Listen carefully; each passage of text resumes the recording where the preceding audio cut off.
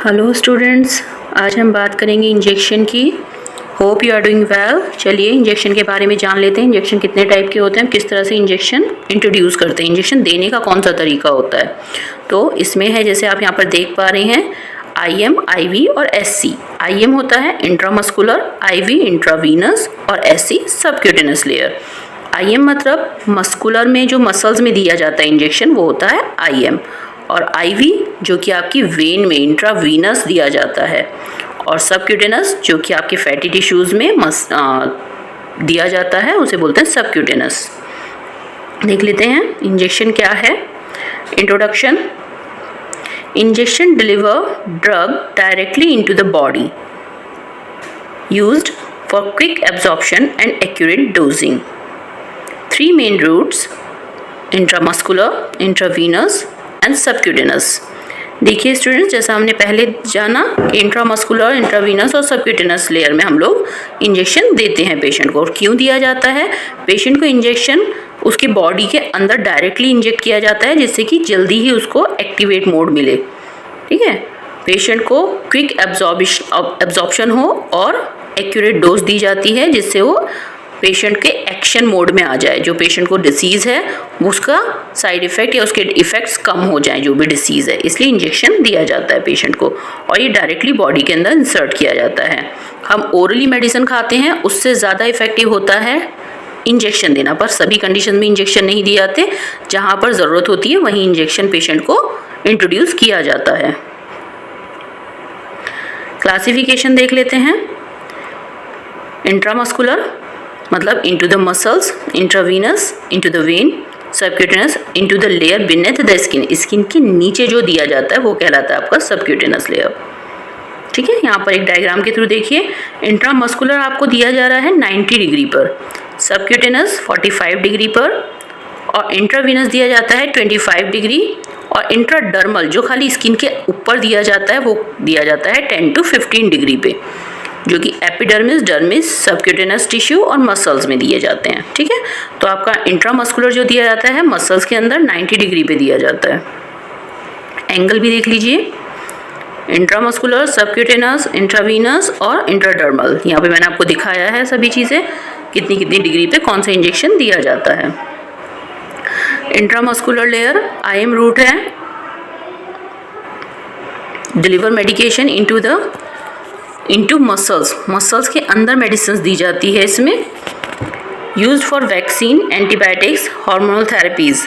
ये कहाँ कहाँ यूज़ किया जाता है? वैक्सीन्स में, एंटीबॉडीज़ में, एंटीबायोटिक में हार्मोनल डिसबैलेंस होते हैं, उस कंडीशन में जो इसके यूजेस हैं, वैक्सीन में यूज़ किया जाता है, एंटीबायोटिक में यूज़ किया जाता है, हार्मोनल थेरेपीज़ में यूज़ किया जाता है intramuscular injection. Absorption is faster than SC but slower then IV। इसका एब्जॉर्प्शन कैसा होता है? इसका एब्जॉर्प्शन फास्ट होता है कंपेयर टू SC, मतलब सबक्यूटेनस लेयर में जो लगाया जाता है उससे जल्दी फास्ट एब्जॉर्प्शन करता है और एक्शन अच्छा होता है इसका। लेकिन स्लोअर होता है, किससे कम होता है? इंट्रावीनस से। इंट्रावीनस इससे भी फास्ट होता है।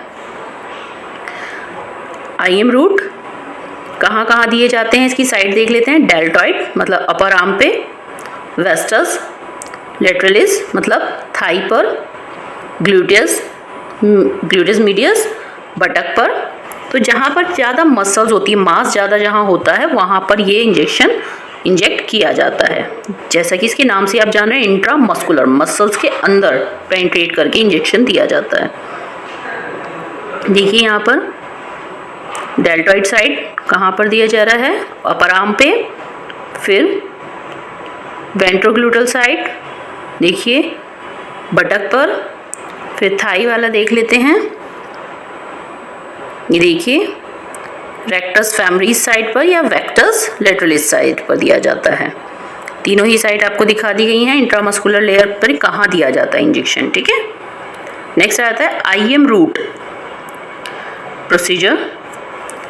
कैसे इंजेक्शन देने का प्रोसीजर क्या है?